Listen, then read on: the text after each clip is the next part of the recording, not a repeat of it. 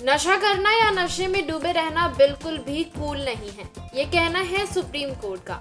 दरअसल सोमवार यानी आज सुप्रीम कोर्ट ने एक अहम मामले की सुनवाई करते हुए युवा पीढ़ी को ये नसीहत दी। सुप्रीम कोर्ट ने भारत के युवाओं में ड्रग्स के बढ़ते चलन को लेकर गहरी चिंता जताई। जस्टिस बीवी नागरत्ना और एन कोटेश्वर सिंह की बेंच ने कहा, नशे में डूबने का मतलब कूल होना नहीं है और इससे बचना चाहिए।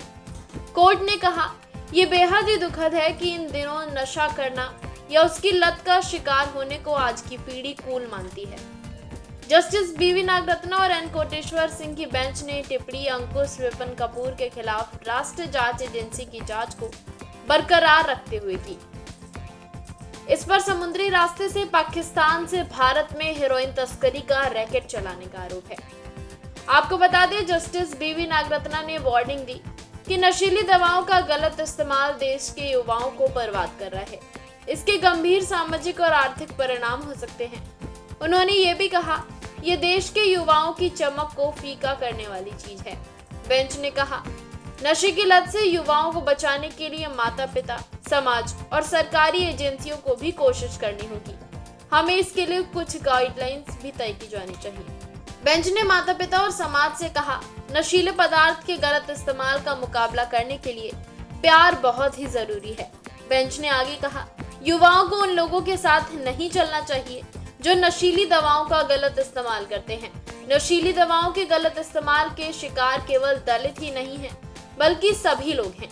हमें उन लोगों को बुरा नहीं मानना चाहिए जिन्होंने इसका सहारा लिया है, बल्कि ऐसे लोगों में सुधार करना चाहिए और उन्हें रचनात्मक व्यक्ति बनाना चाहिए। कोर्ट ने यह भी कहा, यह चिंता की बात है कि पूरे देश में ड्रग्स का रैकेट चल रहा है। जस्टिस बीवी नागरत्ना ने कहा, अगर बच्चे भावनात्मक तौर पर परिवार से जुड़े रहते हैं और उस परिवेश का असर उन पर पड़ा रहे तो नशे की लत का शिकार होने की संभावना काफी कम होती है। अदालत ने कहा, ड्रग्स तस्करी से पैदा हुई रकम का इस्तेमाल देश के दुश्मन हिंसा और आतंकवाद फैलाने में भी करते हैं।